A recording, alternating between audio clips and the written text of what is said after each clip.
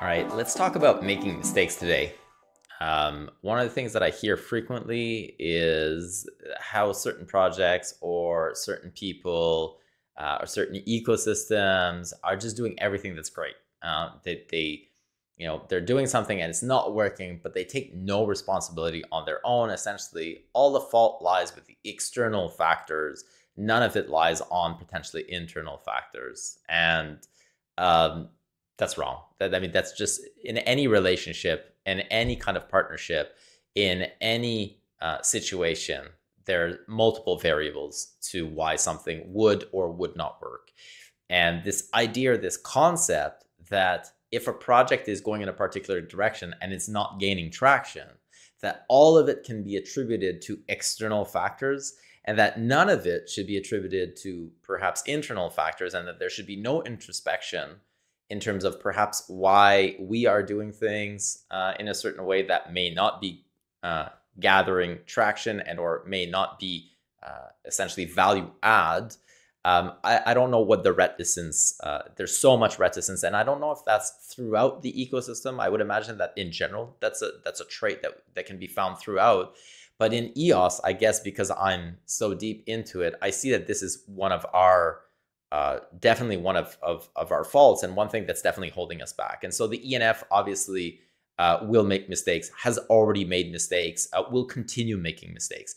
I said that in the interview that I had with Dan not too long ago. One of our issues is that we have not been making arguably enough mistakes. And what I mean by that, it's not to say that when you attempt to do something, you set out to go and make mistakes and you're setting out knowingly to fail. What I mean by that is that ultimately, if you make no mistakes or if you have not failed, that means that you've likely not tried anything, that you've not taken any risks.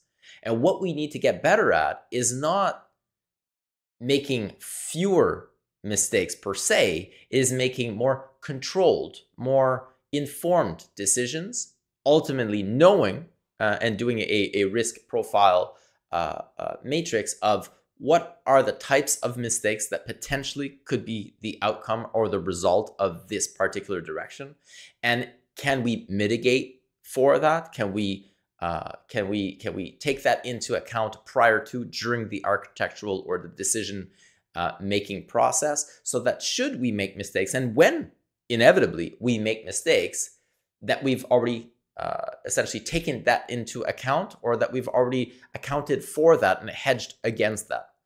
And so right now I'm having a discussion with some people about a certain project and how they're not getting any traction, and how all of it is due to EOS, the lack of support in EOS, the lack of funding in EOS, the lack of users in EOS, but how the product is great. And yeah, it's true. In EOS, we have really amazing products. However, one of the things that I keep getting back to is one, marketing and business development we have been extremely bad at. And those are mistakes that we've made. And it is important to address those mistakes, to bring forth and to acknowledge that perhaps those are areas that we need to improve on. There's nothing wrong with that. But there's sort of this self-defense mechanism that kicks in when you have a discussion with somebody or a project or a team or people, and you try to highlight and or to address perhaps those shortcomings and areas that ultimately could be improved on, and they take that as and I'm faulty as well. I do that as well. I have that natural tendency to react very defensively when somebody and or entities call out on things that I am doing that should be improved on. So I recognize that I have that issue as well. And so I think it's important to, not just for me, but for all of us, to recognize that we have certain strengths, that we have certain areas that we should improve on, and to try and at least to a certain extent be open to making mistakes, making more controlled and reasoned mistakes, but ultimately meaning that we are trying more frequently. We are attempting to move forward. If we don't do so, essentially, we are not even trying to move forward out of fear of making mistakes. If we also don't acknowledge that we've made mistakes or that we will make mistakes, we are inevitably hindering ourselves from progress. And that is a mindset that needs to change. I remember hearing a few years back, I don't recall who it was, but it was a very prominent female CEO who said that her father, when she was growing up, would have an exercise when they came home. And he would ask all of the children at the dinner table, what they had failed at today.